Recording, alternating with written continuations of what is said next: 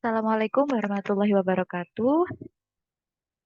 Hari ini saya akan mempresentasikan terkait RPP yang sudah dilaksanakan di SMA 8, tepatnya di kelas 11 MIPA 2 dengan materi teks lirik lagu.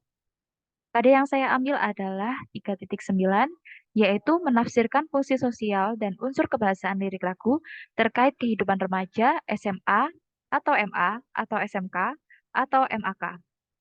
Dengan indikator yang pertama, mengidentifikasi fungsi sosial lirik lagu terkait kehidupan remaja yang sudah didengar dan dibaca. Kemudian yang kedua, mengidentifikasi unsur kebahasaan lirik lagu terkait kehidupan remaja yang sudah didengar dan dibaca. Yang ketiga, menangkap makna jenis lirik lagu terkait kehidupan remaja yang sudah didengar dan dibaca.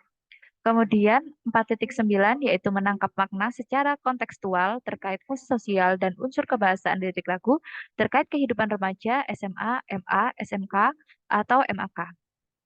Dengan indikator menyikapi makna secara kontekstual terkait fungsi sosial dan unsur kebahasaan lirik lagu terkait kehidupan remaja yang sudah didengar dan dibaca.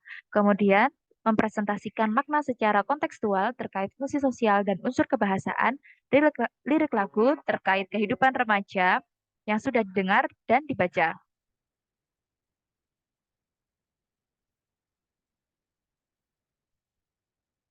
Tujuan pembelajaran untuk yang kali ini dengan sintaks project based learning, di mana sintaksnya terdiri dari proses mengajukan pertanyaan mendasar, mendesain perencanaan produk, menyusun jadwal pembuatan, memonitor keaktifan dan perkembangan proyek, menguji hasil dan evaluasi pengalaman belajar.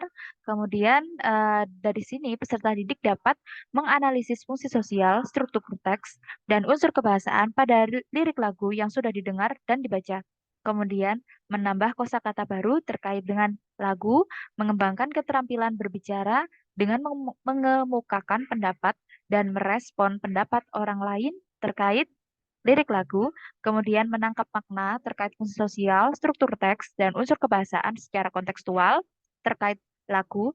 Kemudian yang terakhir yaitu mempresentasikan makna lagu kontekstual terkait fungsi sosial, struktur teks, dan unsur kebahasaan lirik lagu terkait kehidupan remaja yang sudah didengar dan dibaca.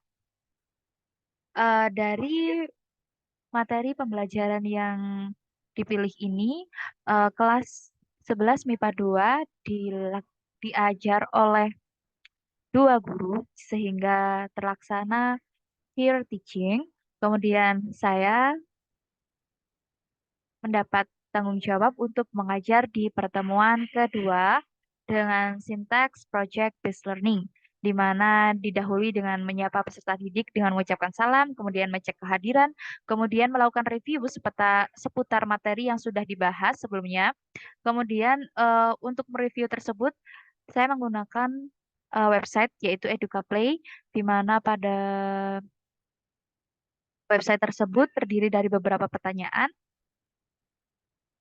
Kemudian juga saya pada kegiatan pendahuluan memberikan motivasi kepada peserta didik dengan memberikan gambaran tentang manfaat mempelajari pelajaran yang akan dipelajari. Kemudian terkait pertanyaan mendasar, yaitu terkait what is the most important thing from the song that you like, lyrics, rhyme, moral value, or the vocabulary that was chosen by the singer or songwriter.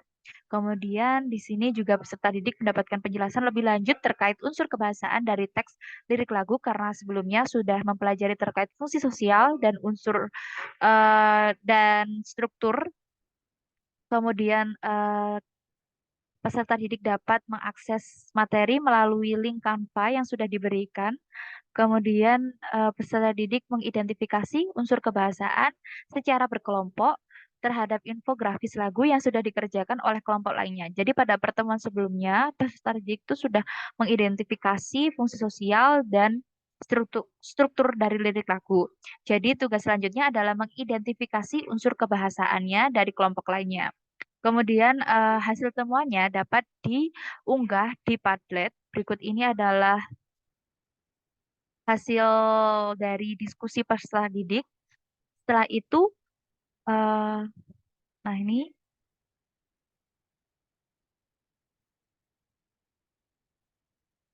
nah, berikut ini adalah hasil diskusi dari peserta didik, yaitu ada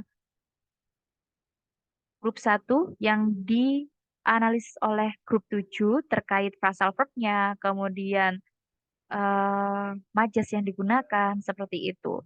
Jadi mereka saling memberikan feedback. Kemudian untuk selanjutnya, peserta didik mengerjakan latihan soal secara online melalui ClassPoint atau Booklet. Jadi kalau saat itu kita menggunakan ClassPoint. Kemudian mendesain perencanaan produk setelah mereka mempelajari unsur kebahasaan, kemudian fungsi sosialnya, mereka merencanakan produk yang akan dipresentasikan untuk pertemuan selanjutnya. Jadi kelompok yang sudah terbentuk itu mereka membuat rencana performance lagu, di mana mereka memilih lagu yang sesuai dengan keinginan mereka, dipilih secara kreatif dan bergotong royong dalam kelompok.